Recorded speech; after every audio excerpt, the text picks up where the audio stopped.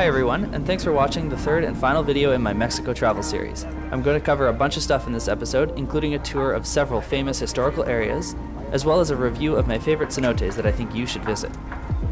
Alright, let's jump right into it. For our last few days in Merida, we hired a tour guide so that we could visit a bunch of high-yield sites in a short period of time. The first place he took us to was the Xylocopa hacienda, a 17th century Yucatan plantation famous for cultivating henequen, which is used to make sisal, a type of organic rope. It's one of the most beautiful and best maintained haciendas on the peninsula and has been turned into a museum. These cactuses put my aloe vera plant to shame.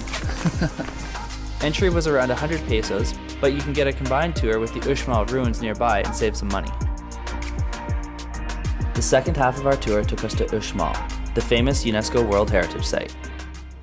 At 413 pesos, entry isn't cheap, and although this site isn't as popular as other Mayan ruins like Chichen Itza, it's definitely worth the visit. It was built between 700 and 1100 AD, and unlike other Mayan cities, it was never built on a cenote. Instead, it relied on handmade cisterns to collect rainwater.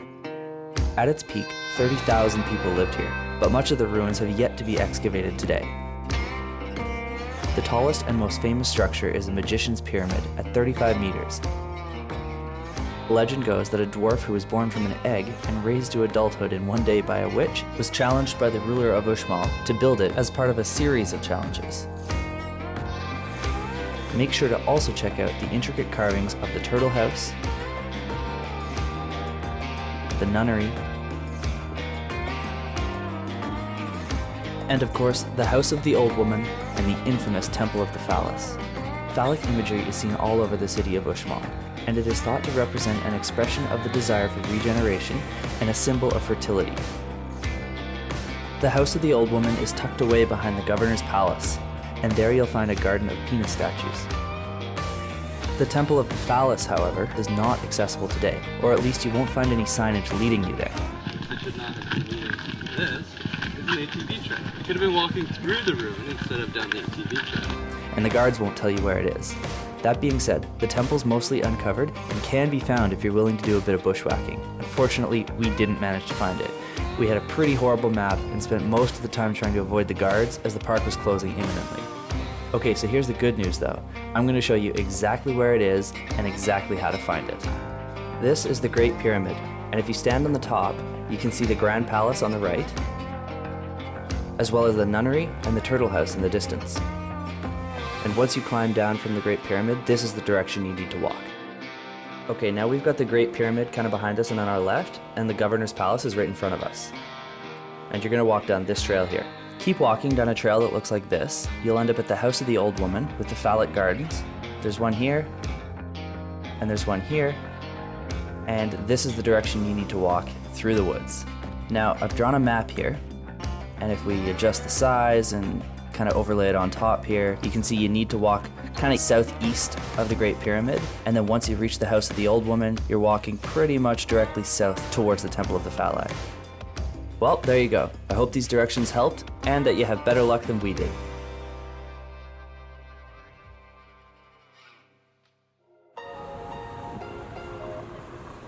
Next, we hit up a local taco shop for lunch. The food here was incredible. Clay bowls full of handmade tortilla chips and your choice of toppings like chilies, cheese, salsa, meat, eggs, you name it. We ended up here a few times before leaving Mexico. It was hot out, so we also snagged some iced coffees.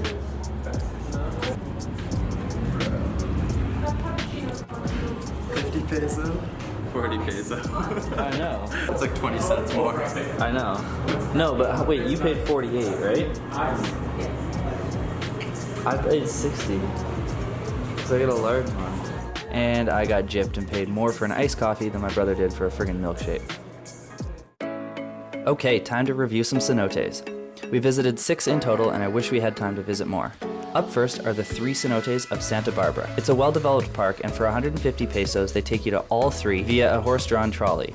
You can also rent bicycles if you'd rather go at your own pace.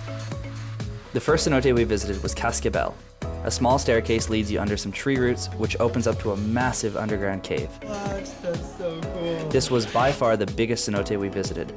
I give this one full wow factor points, and the 3-in-1 price means it's also very affordable. The cave is lit with lights above and below the water, which creates a very cool atmosphere.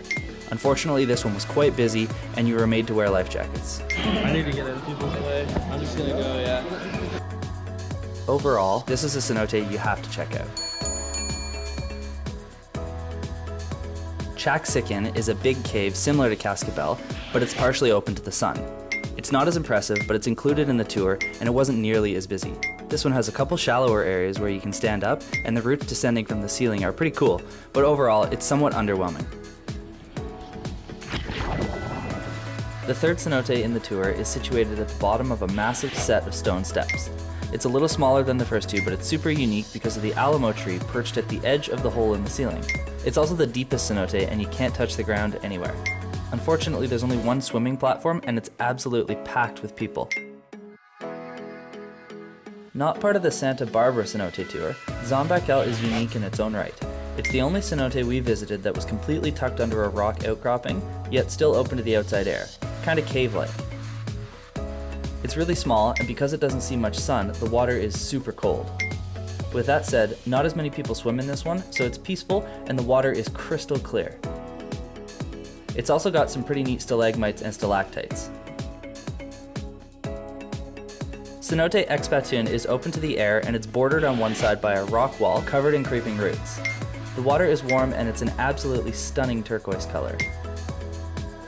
It's shallow on one side, but drops off at the far end into deep crevices under the wall.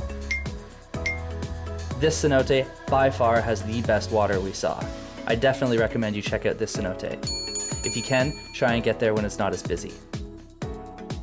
Cenote XLAHKA sits right in the middle of the XBatun Maya archaeological site, and it's by far the best deal because 118 pesos gets you ticket access to the entire park, so you can tour the ruins and then cool off in the cenote. It's small, full of lily pads, and teeming with life. It's shallow enough to stand at one end, but deep enough to dive at the other, and there's a ton of fish. This cenote packs a lot of features into a small package, and it was by far my favorite. Okay, that wraps up my cenote review. Let me know what you thought. Have you visited any of these cenotes? And if you did, what'd you think of them? Or do you have a favorite cenote you think I should have visited? Let me know in the comments section below, and like this video.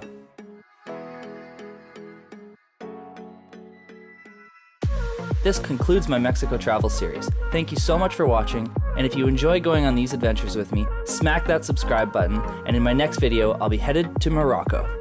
Bye-bye.